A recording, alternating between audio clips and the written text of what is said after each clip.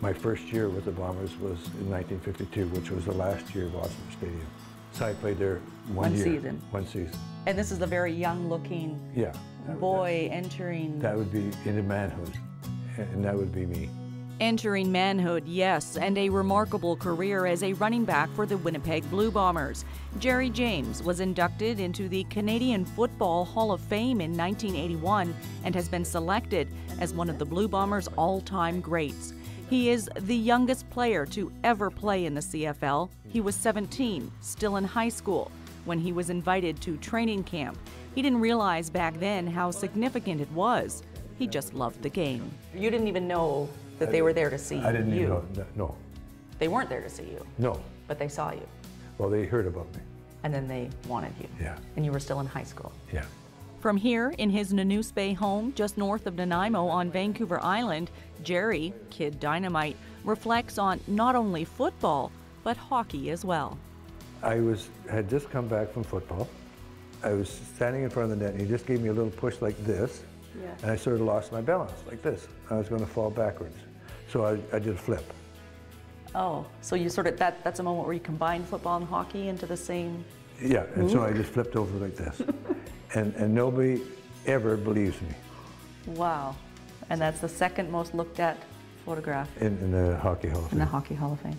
Gerry James is the only athlete in history to play in the Grey Cup and the Stanley Cup final in the same year. That year was 1959-60. The Blue Bombers won the Grey Cup. The Toronto Maple Leafs lost. Gerry was right wing for the Maple Leafs for 5 seasons in the late 1950s. Well, I picked you out as here. Is that you? That is me. But this is a story about football. Gerry was the first player to receive the CFL's Most Outstanding Canadian Award in 1954. He got it again in 1957.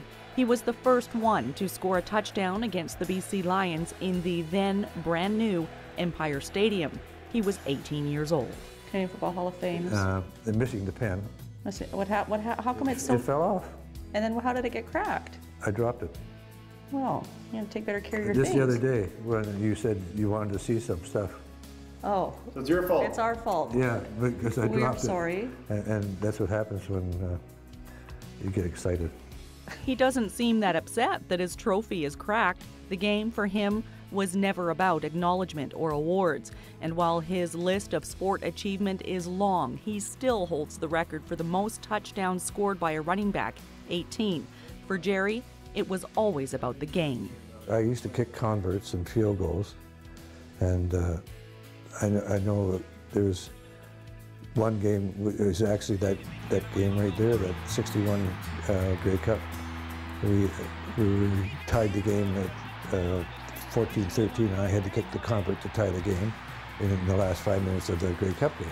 I missed a 5-foot putt, and I was more nervous when I played golf than I did because I was a professional.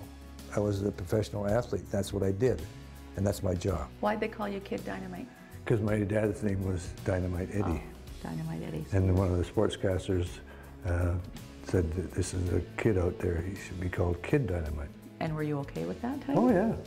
What was I going to say about it? Not much. Can't pick your own nickname, right? No, you can't. Gerry credits his athletic success to good genes. His dad was Eddie James, Dynamite. He credits it to riding a 2-wheeled bike everywhere he went and determination. He's fiercely competitive and says the game today just isn't the same. The players are bigger than back in the day, upwards now of 300 pounds. He doesn't understand the showmanship on a touchdown and says the plays are not nearly as creative as they used to be.